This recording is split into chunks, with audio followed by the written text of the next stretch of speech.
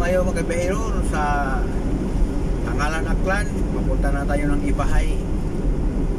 So ito ang madadaanan natin. Ito ang daan natin, ano, maganda rin ang daan dito sa Aklan Province mga kabihero, no?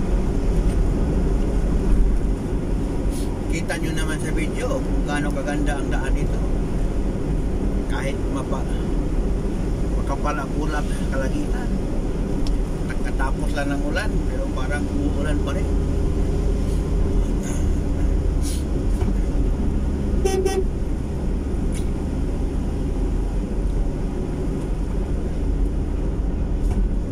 Tangalan tayo, papunta tayong Ibahay, Aklan Province.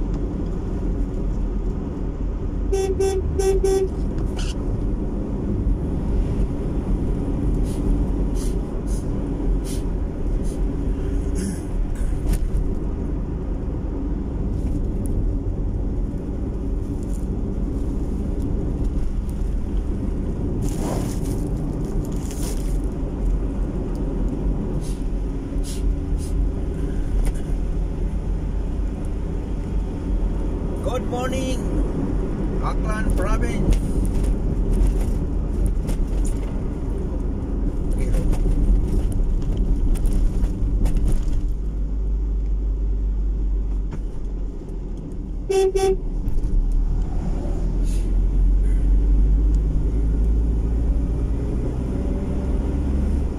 Maulan na morning dito sa Aklan mga kabihero.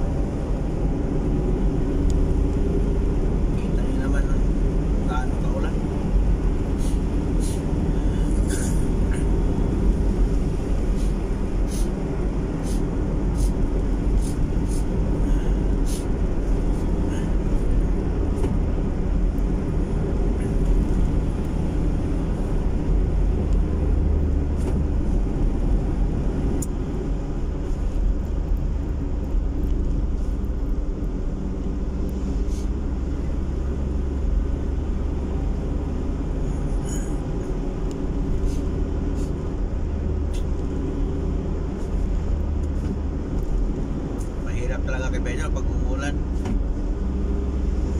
lalo na sa motor. Itong area na ito, Bahidor, buong Panay na motor ko na to eh. Buong Panay, buong Negros, motor lang kasi ako dati, kaya yung magano, yung magmaraton na magmotor ng malayo, nako, wala yan sa akin. Kung sila tatakbo sa ilang daan, ako libo-libo na siguro tinatakbo ko pang motor lang.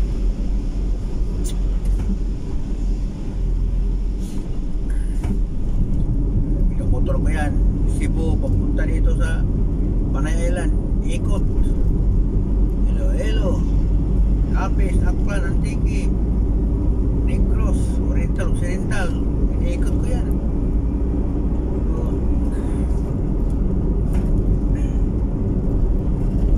Ay, mayroon pulis sa likod. Mga pulis, ano ng pulis? Mauna daw sila. Okay. Ganda talaga buhay ng mga ganyan, no? Kabelon, mga polis. Hindi sila kinakabahan sa kalsada kasi hindi sila huhulihin. Saka Samantala tayo mga ordinaryong mga motorista, makita lang tayo ng checkpoint yan, kahit kumpleto ang ano natin, ang mga papilis natin, kinabahan pa rin tayo kasi mayroong iba kasing pulis nga talagang hanapan ka talaga ng problema.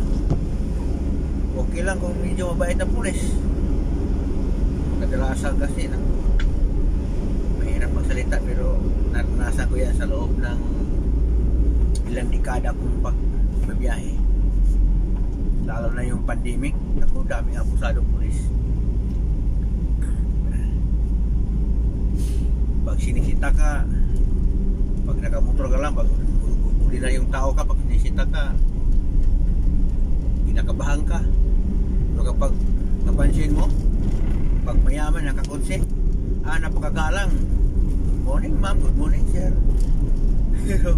Pero uli na yung tao lang, uy, hindi din. Bakit dumiretso kayo ko? Ganun talaga, mahirap talaga. Ganun talaga ang realidad mga kabahedor. Pag wala kang pira, aapihin ka talaga.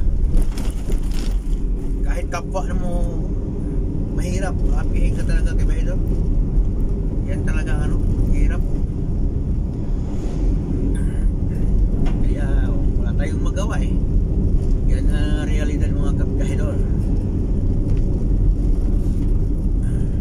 Dito na tayo sa ilalim ng kahoyan sa bundok ng Ibahay at Tangalan, no? Dito po, boundary na to sa Tangalan at saka Ibahay. Ay naku Lord,